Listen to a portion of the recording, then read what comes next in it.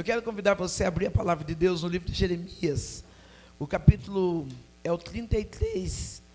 É um livro que fala bastante ao meu coração e eu creio que também falará ao seu. Se você está feliz enquanto você procura, dá uma olhada para o teu irmão do teu lado, enquanto nós procuramos, né?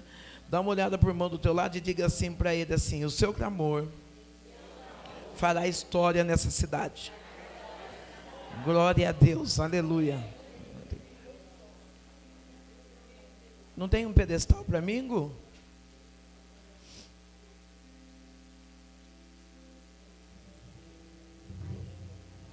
No capítulo 3, ele diz assim, ó: clama a mim e responder-te-ei, e anunciar-te-ei coisas grandes e firmes, que você não sabe. Podemos assentar. Quando nós começamos a ler a este livro, nós começamos a ver a importância do clamor individual sobre a vida de cada pessoa. Nós começamos a ver que o nosso Deus, o Deus que eu e você servimos, é um Deus que Ele está atento todos os dias, todos os momentos, pronto para receber o clamor daqueles que precisam. Dá uma olhada para o teu irmão e diga: Deus, Ele está pronto para ouvir a sua oração. É que muitas das vezes, pelas circunstâncias da vida, a gente vai ser passado no YouTube, viu? Por isso pode ficar em paz com o celular. Às vezes a pessoa pede receber porque está ali, está aqui, vai ser passado no YouTube lá. Muitas das vezes, nós achamos que Deus, Ele escolhe pessoas para ouvir o clamor. Mas quando nós olhamos a Bíblia, nós vemos que os ouvidos do nosso Deus, Ele está inclinado a ouvir o clamor de todos. Eu paro aqui um pouquinho e quero mostrar e comprovar o que Deus é capaz de fazer através de um clamor. A Bíblia diz que Moisés, ele estava numa incumbência de conduzir o povo para uma terra prometida. A Bíblia diz que o Senhor chama a Moisés e ele começa a instruir a Moisés, começa a trabalhar em Moisés. Nós vemos Moisés tendo experiências particulares com Deus. A primeira receita que eu preciso deixar é que todos nós que estamos aqui, nós precisamos ter experiências particulares com Deus. Precisamos ter conexões, conhecer ao Deus que nós servimos. E o Deus que nós servimos, Ele é um Deus ilimitado. Ele é um Deus que é capaz de fazer, tornar o impossível possível na sua vida. Se eu fosse você nessa manhã, eu estava dando glória, porque eu não sei qual é a impossibilidade que você está enfrentando, mas eu sei que o Deus que eu trouxe aqui, Ele é fiel para fazer o impossível tornar possível. Moisés está preocupado, porque a incumbência dele não é de atravessar sozinho, porque muitas das vezes quando nós temos um compromisso de fazer coisas sozinhas, nós achamos assim: é mais fácil, difícil é conduzir alguém. Será que é só eu que tive dificuldade de conduzir uma casa? Será que é só eu que tive a dificuldade de conduzir uma família, de conduzir amigos de trabalho? Não, Moisés, Deus diz assim: Moisés, tu vais sair, mas tu também vai alinhar esse povo para que ele marche rumo à terra prometida. Muitas vezes nós queremos ter uma salvação individual, dizemos: que salve só eu e que se vire meu marido, que se vire meu filho. Mas aí Deus está dizendo assim: quando você está orando, você recebe uma incumbência de não cuidar somente da sua vida espiritual, mas cuidar da vida espiritual de quem está perto de você.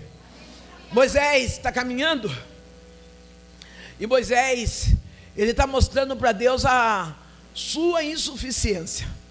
Deus não escolhe pessoas perfeitas. Quantas das vezes nós olhamos e dizemos: Deus, não dá para ser eu. Não dá porque eu sou nervosa, não dá porque eu sou gago, não dá porque eu sou manco, não dá porque eu não enxergo. Deus fala assim: eu não vim para escolher pessoas perfeitas, porque Ele é perfeito. Nós não precisamos ser perfeitos para Ele, Ele é a perfeição. Moisés, ele coloca um dos obstáculos: eu não sei falar. Moisés está dizendo assim: olha, eu sou fanho, eu sou gago, eu tenho dificuldade de oratória. Eu estava parada esses dias falando com Deus e nós observamos que todos, a maioria de quando nós vamos procurar um serviço do que respeito a uma profissão em vendas, em que lide com o público, o primeiro curso que nós queremos fazer é o curso de oratória. Nós falamos, eu quero aprender a falar bem, eu quero respirar no tempo certo, e eu quero ter uma oratória que venha trazer as pessoas para perto de mim.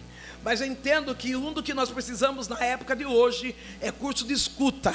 Ah, querido, quantas das vezes alguém não quer que você fale, mas quer que você escute? Quantas vezes alguém quer que você empreste o ombro para dizer, olha, eu estou com medo, eu estou com problema, eu tenho dificuldades, Deus me deu uma responsabilidade, eu estou vendo o quanto eu não sou capaz. Ah, talvez você não possa falar bem, mas você pode escutar bem. Deus está escutando Moisés. Interessante que Deus, ele é especialista em dar o plano, o começo e o final. O meio ele fala a você que se ajeite e acredite no que eu reservei para o final. Ah, pastora, como assim? Moisés diz assim, olha, eu tenho dificuldade de fala, eu tenho dificuldade de trato, eu tenho dificuldade de comunicação. Deus coloca seu irmão Arão para fazer isso por Moisés, mas não exime Moisés da sua responsabilidade. Eu estou declarando para você que tem um chamado e está com medo hoje, Deus vai colocar pessoas para te ajudar, mas não vai tirar a sua responsabilidade. Não, a responsabilidade continua sua. Senhor, olha, eu estou pastoreando, mas sozinho a carga está difícil. Deus fala, eu vou colocar alguém que vai ajudar você a executar essa obra. Eu estou regendo as irmãs, eu estou cuidando das crianças, mas está tudo tão difícil. Deus fala, eu vou levantar um Arão, eu vou levantar alguém para te ajudar, mas eu não vou eximar você da sua responsabilidade. Moisés, ele vai falar com quem está de coração endurecido. Eu não sei se você já conheceu pessoas de coração endurecido. Não sei se você já lidou com pessoas de dura serviço. Moisés e Arão vai falar com Faraó. Faraó não é pessoa, Faraó é cargo. Faraó é assim como nós vemos aqui, presidente, governador, vereador. De tempo em tempo era trocado, existia um mecanismo, uma função no meio daquele governo, que de tempo em tempo os faraós eram trocados. É por isso que a gente vê, alguns momentos, alguns faraós tendo aliança com o povo de Deus, e em alguns outros momentos, faraó tendo briga com o povo de Deus. Faraó está ouvindo Moisés, e enquanto o faraó está ouvindo Moisés e Arão, Deus já está trabalhando, porque Deus falou para Moisés, vá e diga a Faraó para libertar o meu povo do Egito. Deus já tinha dito qual é a função: tira o povo e liberta ele, começo, final. Moisés vai falar com o Faraó. A primeira coisa que Deus faz é endurecer o coração de Faraó. Eu fiquei durante um tempo tentando entender o porquê Deus permitiu que o coração de Faraó fosse endurecido. Eu só entendo que Deus amolece o nosso quando Ele endurece do outro. É na dureza do coração do outro que nós começamos a buscar mais. É na dureza do coração do outro que nós jejuamos mais. Ah, sabe o que eu estou dizendo? Talvez você está chegando aqui dizendo assim, pastora, o que eu tenho lá em casa é um marido de coração endurecido, o que eu tenho lá em casa é um filho de coração endurecido, o que eu tenho sobre a minha responsabilidade é um líder de coração endurecido. Deus está dizendo, eu só endureci o coração dele para amolecer o seu. Eu só endureci o coração dele para você buscar mais, para você jejuar mais, para você ter mais relacionamento comigo. A primeira instância, Faraó começa a colocar obstáculos. Diga, colocar obstáculos. O inimigo é especialista em colocar obstáculos. Vocês vão falar, por que ela não colocou água na caneca, né? Eu vou contar um segredo para vocês. Pastor, eu acho que eu bebi água na caneca, nessa caneca aí, umas 200 vezes. Eu subia no altar, eu falava assim, quem quer comprar minha caneca? E aí eu virava água e depois eu bebia nela. E aí um dia que eu me toquei que todo mundo põe a mão dentro dela, vem plástico, vem tudo, eu nunca lavei ela, então agora eu não tomo mais. É, porque vem direto da fábrica para mim, eu tenho que pelo menos dar uma lavadinha, né? Falei, nossa, então vamos ter resistência, mas nem tanto. É só por isso. Mas não precisa se preocupar com copo, nada, eu vou bem assim. Faraó está com o coração endurecido, e Moisés, ele está responsabilizado de executar. Não importa as dificuldades que você enfrente, você tem uma responsabilidade para executar. Não, eu acho que no meio da dificuldade nós temos costume de dizer isso. Está difícil é porque não foi Deus que mandou. Está difícil, não foi Deus que trouxe. Querido, no mundo você vai ter aflição, mas ter de bom ânimo, porque o nosso Deus, o meu Deus, Ele venceu o mundo. Faraó está com o coração duro. E aí Deus começa a dar experiências a Moisés. A Bíblia diz que foi ocorrido 10 provas no Egito. Às vezes quando o faraó dizia assim, olha, não, agora eu vou deixar o povo ser liberto. Quando o povo se ajeitava ali no meio do deserto, quem sabe até fazendo festa, vinha um problema, o faraó segurava, e o Senhor tinha que mostrar o quão espetaculoso Ele é.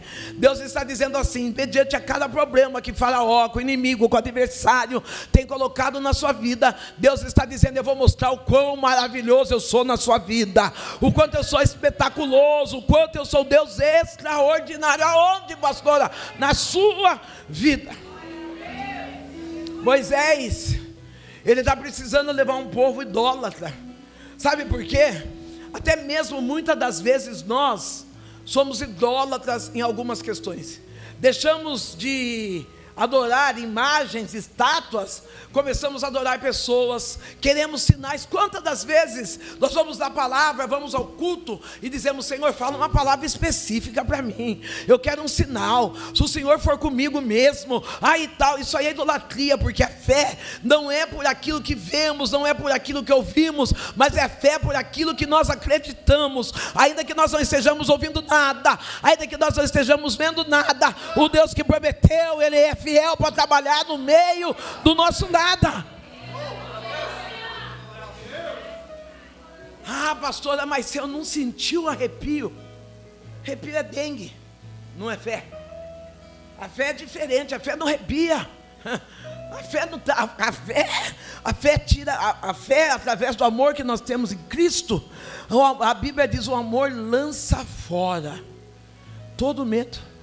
Não, nós que somos humanos, nós que somos falhos, quando nós amamos, muitas das vezes nós até nos deformamos diante de alguém para provar esse amor. Nós que somos limitados, eu mesmo, quantas vezes já me deformei diante de alguém para provar o quanto eu amava.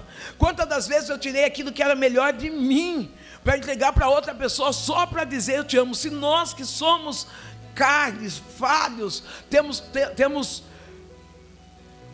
a vontade, o movimento, está aqui, viu, meu amor? Temos a vontade, o movimento de provar o amor. Deus, Ele já provou mesmo antes de nós nascermos. Ele enviou o seu Filho Jesus Cristo para morrer na cruz do Calvário. Não, talvez está dizendo, eu preciso saber, eu preciso sentir se Deus me ama. Olha aqui nessa manhã, Deus dizendo assim, eu já provei antes mesmo de você nascer, quando eu coloquei, eu entreguei o meu único filho para morrer na cruz em seu favor. As gotas de sangue não foram brincadeira, mas foram uma expressão do inefável, do inconfundível, do incomparável amor de Cristo para a minha e para a sua vida. Moisés está tendo uma tratativa com o faraó.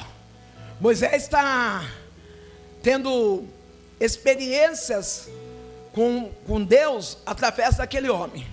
Eu digo que eu tive algumas experiências até mesmo antes de conhecê-lo, porque embora eu tenha 34 anos de evangelho, eu conhecia Jesus de ouvir falar, eu conhecia Deus de ouvir falar, mas foi mediante a cada experiência que eu comecei a sentir Jesus dentro de mim. Foi mediante a cada experiência que eu vi o quanto Ele é poderoso. Enquanto eu estou aqui, eu estou lembrando da trajetória para chegar até aqui. Eu estou lembrando dos faraós da vida que foi necessário eu e a minha casa enfrentar. O primeiro faraó que foi necessário foi a fome. Um pai alcoólatra, um pai que não respeitava a família, um pai que batia, um pai que agredia, um pai que não tomou uma posição como pai, como marido, um homem que fazia questão de denegrir a presença da minha mãe, a minha, fazia questão de dizer que nós não éramos importantes para ele. Meu pai, ele era tão duro de coração, que quando alguém chegava a ceder, doar algo para nós, como uma alimentação, ele evacuava em cima da comida para nós não comermos. Coração endurecido, coração triste, coração afastado da presença de Deus. Mas mesmo meu pai estando com o coração afastado da presença de Deus, Deus estava com os olhos focados no meu pai. Eu quero dizer nessa manhã, eu não sei o que você tem na sua casa, eu sei o que eu tive na minha, mas eu tenho certeza de que Deus está com o coração focado dentro da tua casa. Eu tenho a convicção que Deus está olhando para aquele que está na droga, para aquele que está na bebida, para aquele que está na prisão, e Deus está dizendo: eu até endureci o coração, mas sou eu, Deus, que vou amolecer o coração. Meu pai foi privilegiado. Quando Deus ama, ama. Meu pai foi um homem privilegiado. Meu pai conheceu Jesus com 37 anos. Meu pai conheceu Jesus com 37 anos de idade. Numa quarta-feira, Jesus olhou para o meu pai e disse assim: eis que eu, o Senhor teu Deus, estou te preparando um lugar. O meu pai naquela noite, quem sabe no meio da bebida, das decepções, no cansaço, porque não se tem algo que canse, é o pecado. O pecado cansa, o pecado destrói, o pecado abate. Quem sabe meu pai num dia desses, numa noite como aquela, num dia cansado da bebida, cansado da prostituição, da amargura, o meu pai, ele entrega a vida a Jesus Cristo. E no mesmo dia que ele entregou a vida a Jesus, com 37 anos, o meu pai morre. Talvez para você é uma palavra chocante, mas para mim é uma palavra de promessa. Quem tem promessa de Deus não morre sem antes se encontrar com Ele. Não, talvez você está dizendo: não vai dar tempo, pastora. Quem tem promessa de Deus não morre sem antes encontrar com Ele. O meu pai morreu, e o que ficou? Uma mãe solo, com uma menina marota, uma menina triste, uma menina que já vinha com algumas dores, porque aos 8 anos de idade, eu passei uma dificuldade chamada pedofilia. Eu creio que a maioria que está aqui sabe o que é a pedofilia, a sofrer o estupro ainda na infância. Eu não tinha com quem me acolher, com quem desabafar, com quem contar as minhas dores. É por isso que eu falei hoje, através da escuta, porque muitas das vezes a mãe solo, ou um casamento no meio de uma diversidade de um casamento ruim, a gente quer resolver todas as questões nossas, e não para escutar nossos filhos, não para escutar a criança que está pedindo socorro. Eu amei esse ministério quando eu cheguei aqui, porque eu percebi que a linha de frente é um ministério infantil. Eu não tinha onde desabafar, eu não tinha onde contar. A minha mãe jamais imaginaria que o pedófilo estava dentro da minha casa, que o pedófilo estava abusando da filha dela, e eu não tinha como socorrer, como pedir socorro à minha mãe, porque a minha mãe era uma mulher que estava amarga, que estava depressiva, uma mulher que estava desiludida com a vida. Querido, a responsabilidade do seu filho não é do pastor. A responsabilidade do seu filho não é do professor da escola dominical. A responsabilidade do seu filho não é da escola pública. A responsabilidade do seu filho é sua. Você precisa ter um tempo para escutar seu filho. Você precisa ter: não, pastora, mas a vida é tão corrida, eu tenho que colocar alimento, eu tenho que colocar roupa, eu tenho que fazer isso, fazer aquilo. Não, você tem que ter um ombro amigo no meio da sua família. Você tem que ter um coração aberto, um coração de escuta para a sua família. Moisés, ele precisou sofrer uma consequência grande, porque as primeiras provas ou pragas que vieram, Faraó, teve que sofrer umas consequências grandes, porque as primeiras provas que vieram, ou primeiras pragas, eu vejo como praga leve. Veio sapo, veio piolho, veio feridas, mas chegou uma hora que veio a morte. Ei, você vai continuar com o coração endurecido até chegar à morte? Você vai continuar com o coração endurecido até acabar a sua história? Até acabar a história da sua família? Será que será necessário alguém morrer para você mudar? Será necessário que alguém precise morrer para você perdoar? Não, pastor, o que fizeram para mim foi humilhante demais, foi vergonhoso demais. Será que vai precisar chegar à morte para que você enxergue que o que Jesus fez por você é muito mais do que as provas, as pragas, aquilo que foi passado? Faraó precisou perder. A Bíblia diz que Moisés pega o povo do Egito, e eu acho tão incrível, tão extraordinário, porque a Bíblia diz que aquele povo está saindo do Egito, e eles estão saindo com prata, eles estão saindo com ouro, com seda, eles estão saindo rico. Sabe o que Deus está dizendo? No seu deserto, se você se inclinar diante da vontade dEle, você não vai sair na dívida, você não vai sair na vergonha, você não vai sair na humilhação, mas você vai sair rico das bênçãos do Senhor. Ah, não, é nos desertos das suas dores, nos desertos dos seus fracassos, você não vai sair dizendo, não, eu não aguento mais, eu perdi essa batalha. Pelo contrário, você vai dizer, eu venci todas as dores, e eu ainda saí rico das bênçãos do Senhor. Até quando? Até quando você vai perder a luta por causa da fala? Não, é um tal de abrir a boca para qualquer um, contar história para qualquer um. Qualquer um que que encosta na área, eu quero contar para você. Você não está sabendo, se ele não está sabendo, porque Deus não quer que ele saiba. Não é você que precisa contar. Nessa era de agora, eu imagino se o povo do Egito, o povo escolhido tivesse WhatsApp, ia ser um forfé. Ia ser um tal de passa mensagem, você não está sabendo, você não viu, e veio sapo, e veio cobra, ia ser, querido, dá uma segurada nesse WhatsApp, dá uma segurada nessa conversação, dá uma segurada nas postagens que você faz. Esses dias uma pessoa falou para mim assim, pastora, a sua vida é sem luta? Eu falei, no mundo tereis aflição, mas eu vou postar aflição, já é muita coisa, né? Já estou na aflição, ainda vou postar ela? Não, eu deixo para postar as coisas boas, eu deixo para postar eu aqui na igreja pregando, lotado, e eu digo assim, se Cristo comigo vai, eu irei. Mas aí à tarde, quem sabe eu até passe a tarde chorando, mas eu não vou postar lá, eu estou sofrendo. Não, eu quero confundir o inimigo, eu quero que ele olhe para mim e fale assim, essa mulher, ela está cheia de fé, ela está cheia de vitória. Não, quando você começa a se posicionar, através da sua fé, dizendo, Senhor, eu não estou vendo nada, mas eu acredito que o Senhor vai fazer. Você começa a confundir o inimigo. Só quem quer confundir o inimigo nessa manhã, levanta a sua mão e adore a Ele. Debaia, elebaia, sube a saia, chove, que ele me aça, nem refaça. Tem uma moça de blusa preta, de óculos, fica de pé aí, querida. Ele manda saia. É você vai procurar outra. Ele baixa de quirra, relibian de sol de quirra. Moisés, ele sabia, ele conhecia o temperamento de Faraó. Eu não sei se você sabe a história, mas a Bíblia diz que Joquebede, quando está grávida, o decreto que tem ali é de morte, o decreto que tem é de dor. Joquebede esconde Moisés, esconde o menino até quando dá. Quando não dá mais, ela precisa colocar o menino no rio.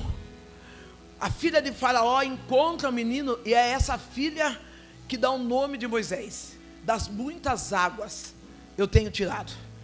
Ela é uma jovem egípcia, e Miriam está no ponto estratégico. Ela chega até essa jovem e diz, olha, eu conheço alguém que pode criar Moisés.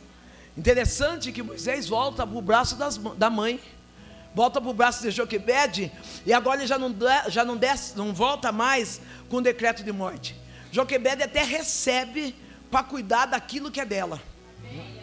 Então Moisés, ele foi criado no ambiente do seu inimigo, ele foi criado no ambiente do sistema do Egito. Moisés sabia quem era Faraó, mas nem isso fez com que Moisés desistisse de tirar o povo do Egito. Você tem um chamado, Relemácia, chamada subnécia. E há momentos que tu diz assim: não, eu não vou porque eu não aguento a afronta, eu não aguento que coloquem o dedo no meu rosto. E aí o Eterno fala: fui eu quem te tirei do Egito para que tu viesse conduzir outros. Lemanda Cássia, relibiou de que remécia. Foi o Eterno que te tirou de casamento falido, foi o Eterno que te tirou da traição, para que tu pudesse conduzir outras mulheres. E aí você diz: eu tenho medo, eu me sinto como se fosse uma fracassada. E Deus está dizendo apenas: diga ao meu povo que marche. Aplauda Jesus aí.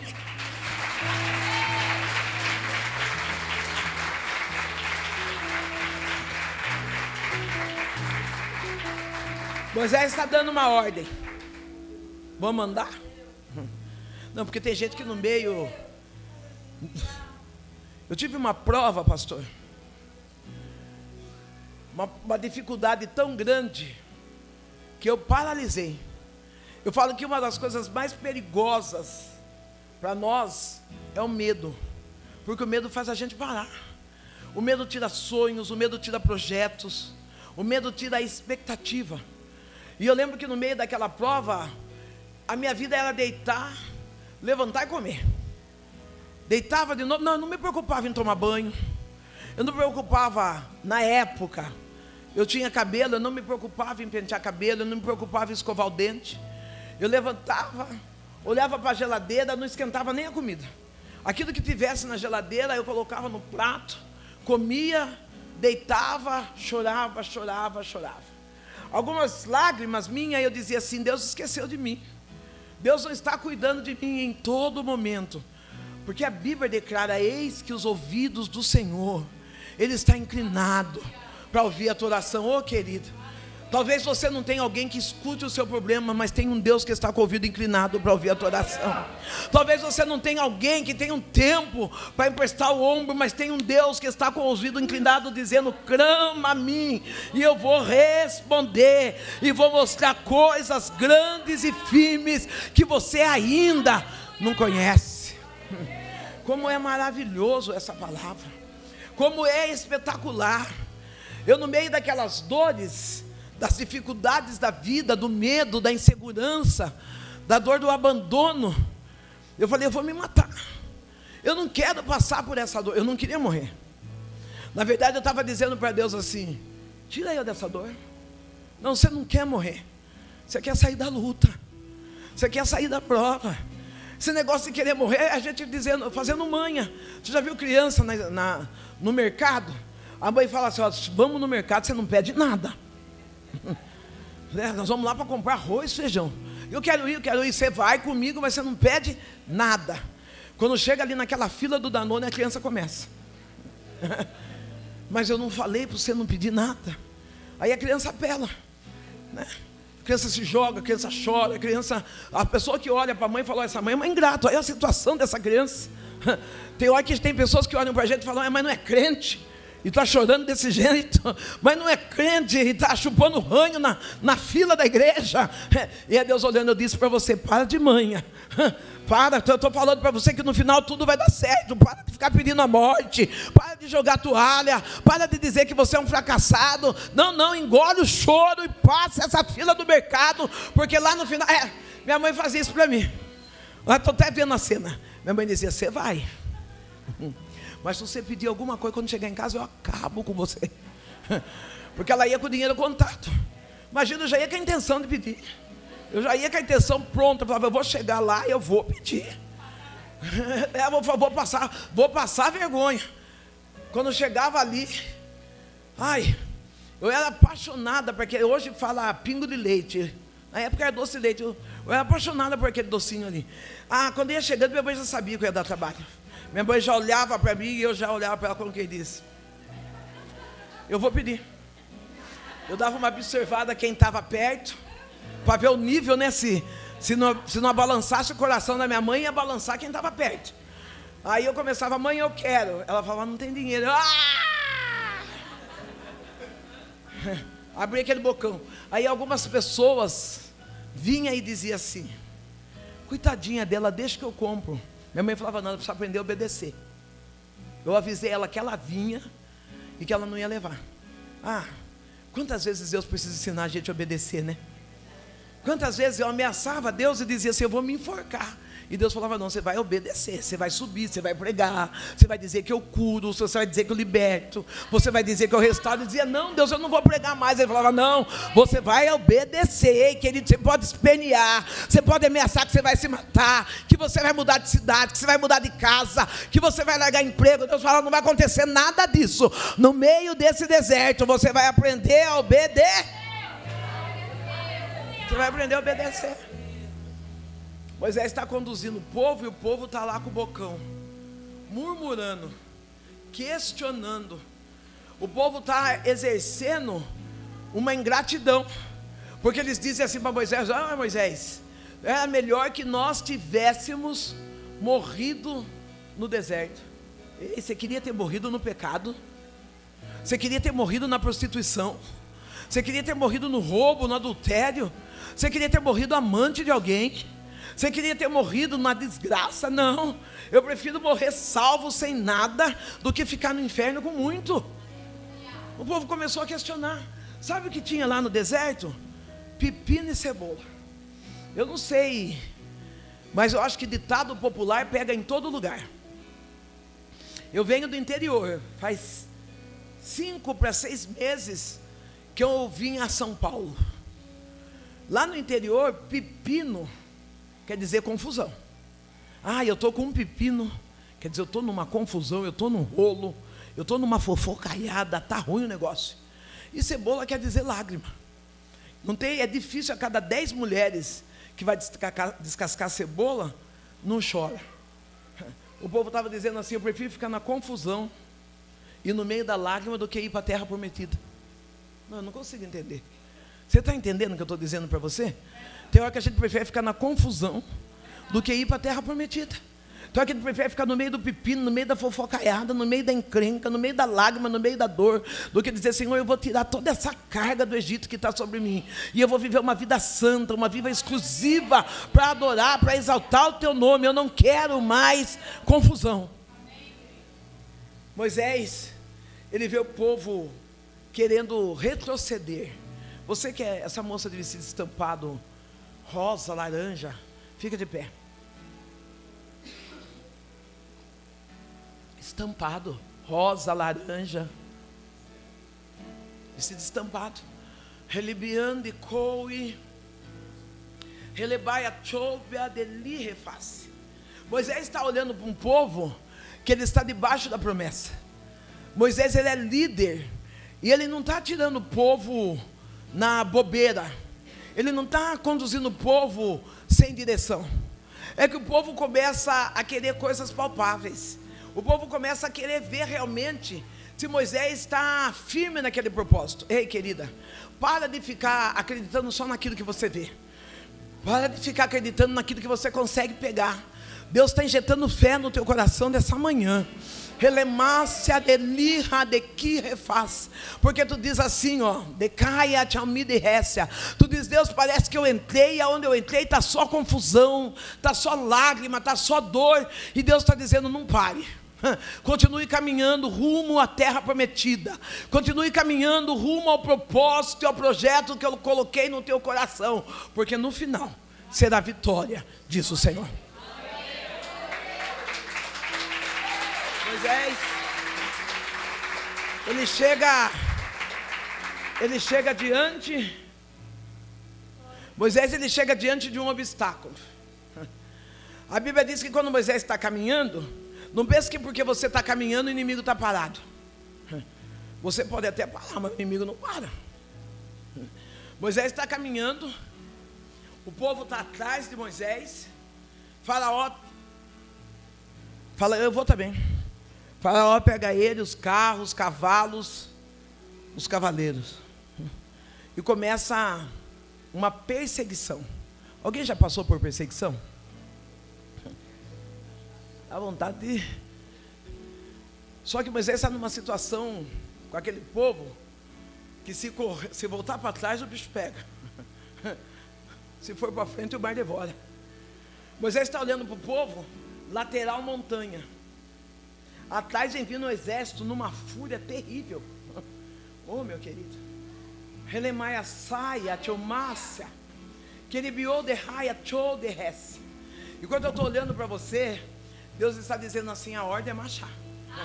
Ah, não. Porque parece que está tudo travado e tu diz: Deus, aquilo que eu sei fazer eu já fiz. E Deus está dizendo: não pare no meio do caminho, continue marchando. Não é a lateral, não é a costa, não é a frente. É o Deus que deu, que conduziu o caminho. É Ele quem vai fazer por ti.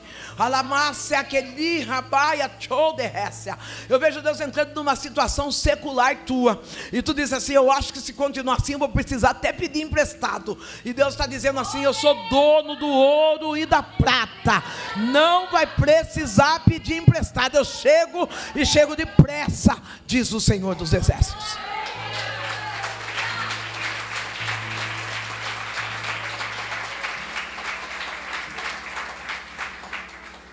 Moisés, ele está conduzindo o povo, e quem sabe, na marcha para a terra prometida, quem trabalha com a área de saúde, sabe que o último órgão, quando a pessoa está em coma, o último órgão a morrer é a audição. Perde-se o paladar, tato, mas a audição é o último órgão a morrer. Eu imagino Moisés marchando e ouvindo o barulhão atrás. Tem hora que a gente está marchando, né? E está ouvindo o barulhão atrás. Fala: Deus, o barulho que está atrás está terrível. Não, o barulho que vem vindo atrás de mim, vem vindo o barulho do passado. Fica de pé, mocinha linda.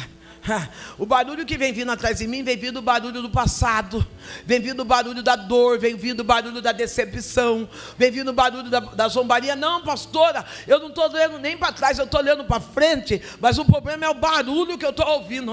Quanta zombaria vem vindo atrás de você, como estão zombando, tirando sarro, e você está dizendo: parece que eu não vou aguentar caminhar. Só Deus sabe como você chegou nessa manhã, com o coração dolorido, quebrado, mas hoje o Deus que é eterno, Ele diz assim: decaia, choube, acirra. Se te persegue, serão perseguidos, se zombos, serão zombados, porque eu tenho uma promessa sobre a tua história. Relemanda subnécia.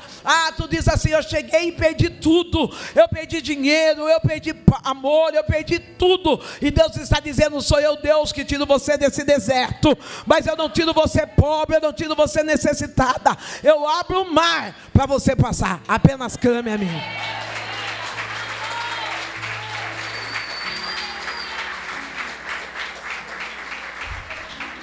Moisés, ele está olhando o barulho.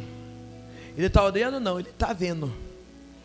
Perdão, ele está ouvindo o barulho dos perseguidores. Você pode até ouvir, mas você não pode parar. Ele está ouvindo o barulho, e o povo que está acompanhando ele é um povo fraco. Um povo que está murmurando, dizendo: olha, melhor é que nós tivéssemos morrido do Egito, do que ter acompanhado a esse líder. Ingratidão batendo a porta, ingratidão batendo a porta da liderança. Decaia, chorre. Deus está falando com líderes nessa noite. A ingratidão pode até ter batido a porta, mas você vai chegar no final do propósito. Meu pastor, olha aqui para mim, pastor Ricardo.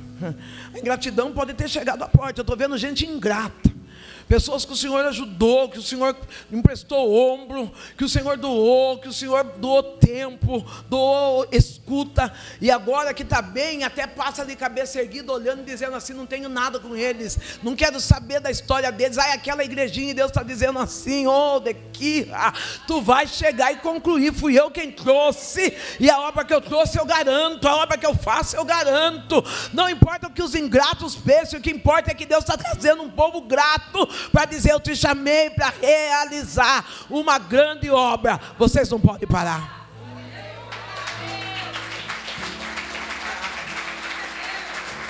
Moisés,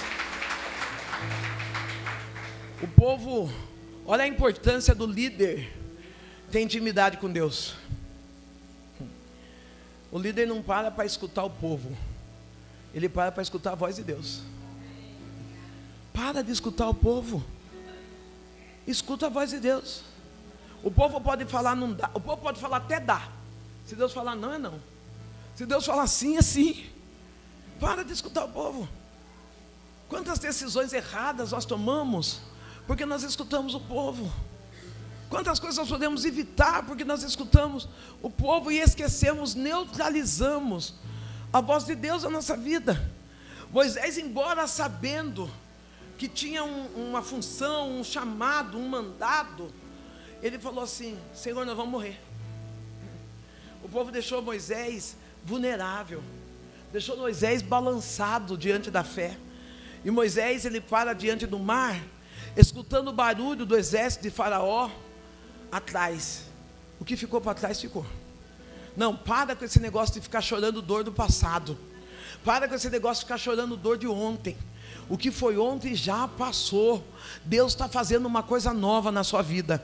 Não, pastora, porque em 1997, já passou.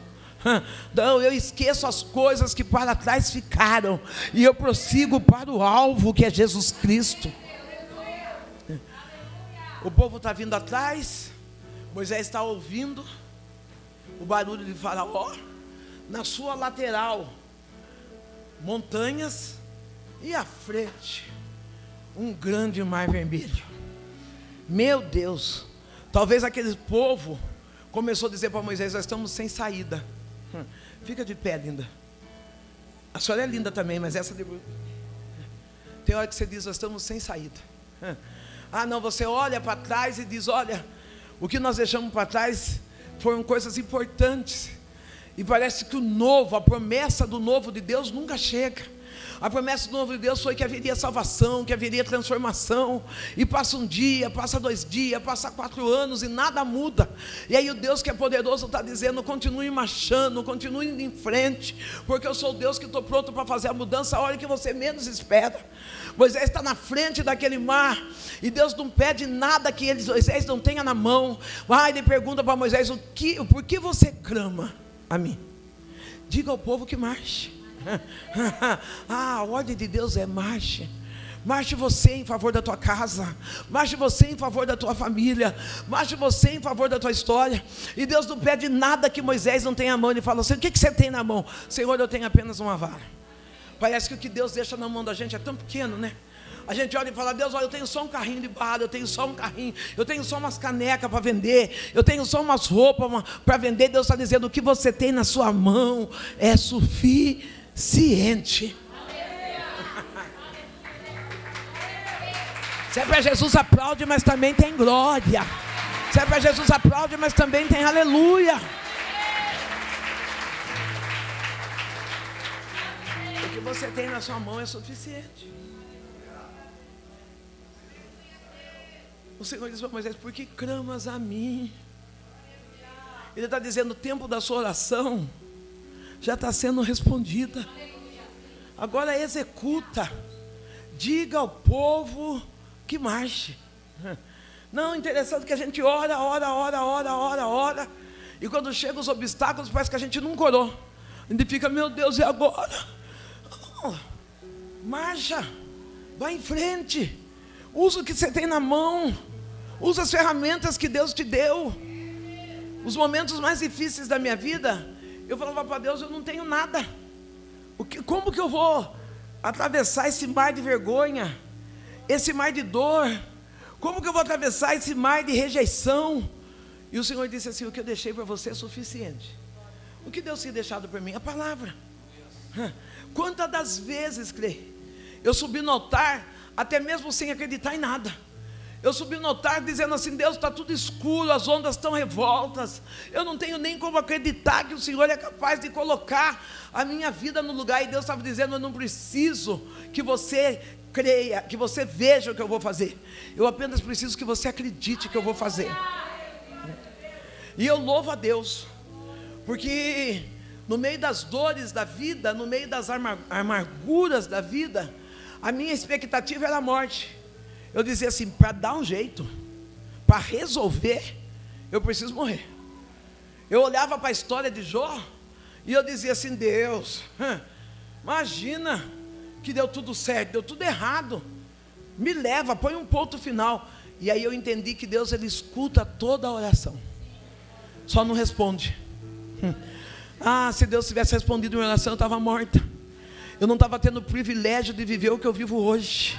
Eu não estava tendo o privilégio dessa manhã estar aqui nessa casa adorando ao Senhor. Eu não estava tendo o privilégio de dizer: olha, o que você tem na sua mão é suficiente. O mar pode ser grande, o mar pode ser bravio, a ferramenta que está na sua mão pode parecer pouca, mas clama a Deus, porque Ele vai fazer o extraordinário na tua vida. Ah, o clamor é a responsabilidade sua. Abrir o mar é com Deus. Moisés, coloca aquela vara e o mar ele se divide ao meio. Já é um espetáculo. O mar se dividir ao meio, para mim, entra na cena, gente. A Bíblia diz que veio um vento tão forte que não abriu nem o mar daqui para lá, veio de lá para cá. Já veio no vento contrário. Deus trabalha até no vento contrário. Senhor, está tudo contrário para mim. Se Deus estiver no meio, Ele trabalha até no vento contrário. O mar vem de lá para cá abrindo. O povo assustado, porque eu creio que quando abre o mar, vamos pensar no mar que a gente conhece, os pingos, a brisa, é a brisa que fala, né? Quando a gente está na praia, não vem aquela brisa, aquelas gotas serenas na gente. Imagina o mar abrindo, quanta gota não veio no povo, quanta água não veio molhando o povo.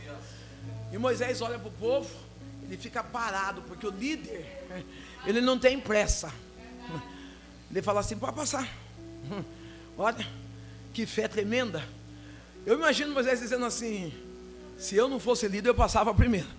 Quantas vezes a gente abre mão das coisas da gente para deixar os outros passar na frente, né, pastor? A gente fala: pode passar. Eu vou por último, eu vou depois. É porque a gente é líder. A gente fala assim: não, vem o que vier, eu sei que Deus me segura, eu sei que Deus vai me sustentar. O povo está passando, os sacerdotes, Moisés está esperando o povo passar. Ei, querido, é por isso que é importante ter cobertura espiritual. Por isso que é importante ter um lugar onde você possa ir e adorar ao Senhor. Nós precisamos tirar da nossa mente urgente esses pastores de redes sociais. Você vai dizer: pastora, mas a senhora não prega no Instagram? Eu prego no Instagram, mas não sou só pastora. É diferente. Não, eu prego no Instagram, mas eu não tenho. Não, eu fico até às vezes, as pessoas falam assim: pastor, olha por mim. Eu falo: você não tem pastor? Você não tem igreja? Tem pastores que têm coragem. Estou falando de pastores de redes de Instagram, que tem coragem de dizer que está conduzindo um povo. Mentira. Como que eu vou conduzir 2.700.000 pessoas através de uma palavra distante, onde eu não conheço a sua história, onde eu não tenho um abraço para te dar, onde eu não tenho uma visita para fazer na sua casa? É importante que você tenha um sacerdote. Você não pode ser um membro não, tem gente que é crente itinerante, ora está aqui, ora está lá, ora está lá. Não, você precisa ter uma cobertura espiritual. Você precisa ter um sacerdote que conduza, que te instrua, que te auxilie a chegar rumo à terra prometida. É importante isso. Não, eu estou aqui e eu recebo cada palavra pela live, mas eu estou aqui, eu estou recebendo tanto de Deus nessa manhã, eu estou recebendo tanta oração, direção do Eterno nessa manhã, pastor. É necessário que você tenha um líder. A Bíblia diz que o líder e os sacerdotes ficaram esperando o povo passar. Sabe o que eu estou dizendo? Quando a gente tem um líder, quando a gente tem sacerdote, ainda que nós estejamos vivendo uma tremenda turbulência na nossa vida, eles estão orando e esperando a gente passar. Eles estão orando e confiando: ela vai passar, ela vai sair dessa. Eles estão orando e dizendo: essa leve e momentânea tribulação não vai matar ele afogado. Eles vão chegar do outro lado. Aleluia. Se é para Jesus, pode melhorar.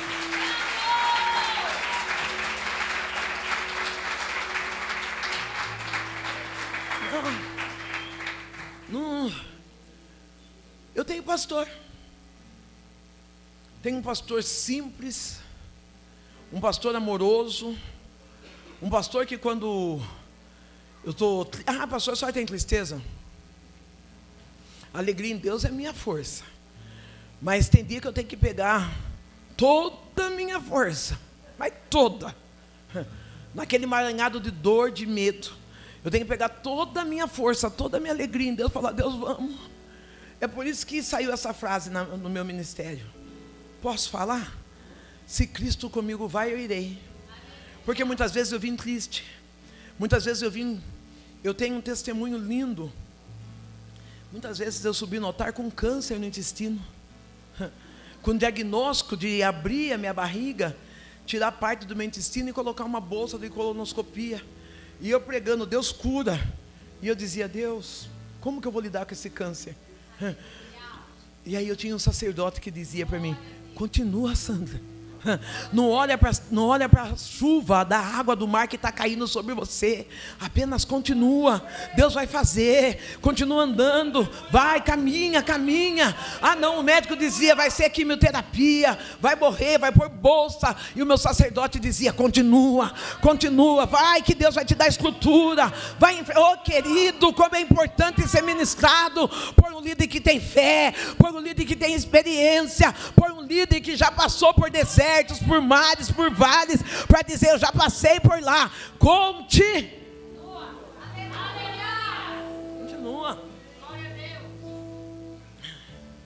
Eu vou contar do câncer, eu não ia contar, porque eu já contei várias vezes. Mas testemunha para isso mesmo, é para edificar a fé de alguém. Eu fiquei 45 dias obstruída. Não ia no banheiro, não fazia nada. E quando eu fui fazer os exames médicos, o médico disse assim, é câncer. Nós estamos olhando aqui, fizemos uma colonoscopia, tiraram um pedaço para fazer a biópsia, e disse, é câncer. A senhora vai ter que tirar um intestino, parte do intestino, e vai usar uma bolsinha de colonoscopia. De toda a minha preocupação, de toda, eu não pensei, talvez vocês pensem que eu sou careca por causa do câncer, não, depois eu conto porque eu sou careca. Eu não pensei em ficar careca porque eu já estava. Eu não pensei se eu ia ficar debilitada, porque uma cadeira de roda não ia impedir eu de pregar. Eu só pensava, como que eu vou fazer com essa bolsa? Eu pensava, meu Deus, e se a hora que estiver pregando, cair cocô lá no altar? E se não der certo uma coisa? O meu pensamento era esse. Eu falei, meu Deus, o que eu faço? E Deus falou para mim assim, olha, procura 7 amigas de oração. E olha que eu conheço gente, hein? Foi difícil achar 7 de oração. Eu achei 7 de confusão, eu achei 7 de comunicação, mas de oração não, porque amiga de oração é diferente. Amiga de oração não é aquela que pega o seu pedido e passa para outro, aí fulano está com câncer, está pedindo oração, não. Amiga de oração é aquela que pega no jeito e fala, deixa comigo que eu seguro. 7 amigas de oração.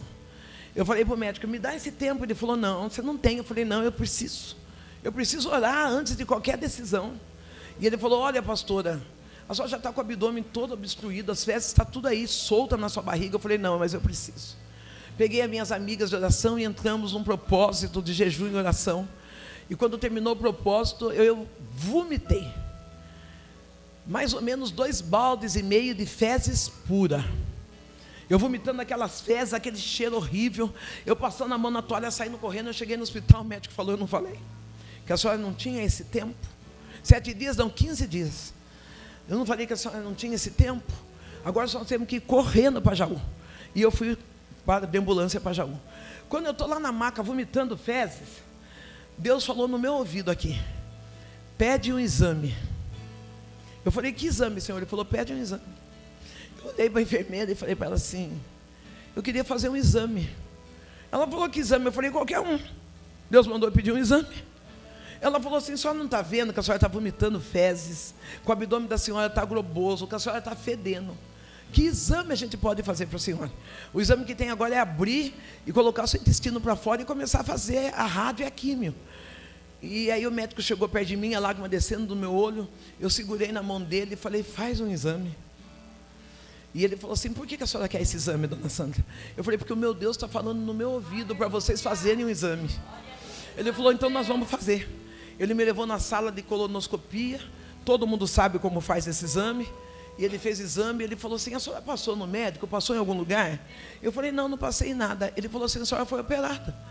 A senhora tem 25 pontos no intestino, a senhora está curada. A senhora vai ficar uns dias aqui para fazer uma lavagem, colocar, mas a senhora está curada. Ei, querido, qual é o tamanho desse mar? Apenas marche. Qual é o tamanho da sua prova? Apenas marche. Não, eu vou desviar, eu vou afastar, eu vou parar. Não, marche diante do mar. Interessante que o mar, pastor, quando ele abriu, Eu já morei em rua que não tinha asfalto. Então quando chove, parou de chover, no outro dia está tudo seco. Lama pura. Eu colocava saquinho plástico no pé para poder passar no meio da lama. Normalmente a gente vai com uma outra amiga, ou se não com um cabo de vassoura, né? Porque se eu escorregar, eu tenho aonde firmar. A Bíblia diz que Deus abriu esse mar e o povo passou em terra seca. Sabe o que Deus está dizendo? O que eu vou abrir para você não vai fazer você escorregar, não vai fazer você patinar, não vai fazer você passar vergonha, passar humilhação. Você vai passar reto, seguro, firme em terra seca. O povo passou. A Bíblia não diz que o povo passou derrapando, que o povo passou segurando um no outro. Passou em terra segura, passou em terra solidificada. Querido, talvez você está dizendo: eu vou derrapar no meio da dor, eu vou derrapar na dor do passado, na dor da infertilidade, na dor da dívida. Deus está dizendo: imagina, eu já abri o mar ao contrário, para que você possa passar nele seco. Clama a mim e responder-te-ei. Clama a mim, dá uma cutucada na tua irmã e fala: você está orando? Você está orando ou está murmurando? Você está orando ou está questionando? Você está orando? Não, a oração não resiste um coração duro. A oração não resiste um coração duro, não. Pastor, é que o meu marido tem coração duro. Ora. Pastora, é que a minha filha. Ora. Pastor, é que é na minha casa. A oração é a chave da sua vitória. É a oração.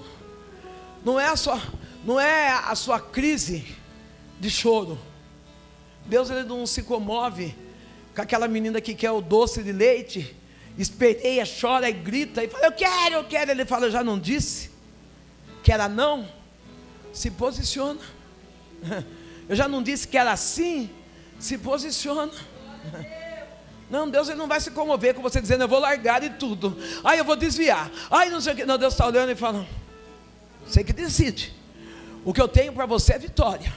O que eu tenho para você é você passar, você e toda a sua família. Olha que maravilhoso. O que eu tenho para você é passar você e toda uma nação. Agora, se você quiser ficar fazendo birra, eu não vou fazer nada. Deus não trabalha com birrento, não. Deus trabalha com quem executa.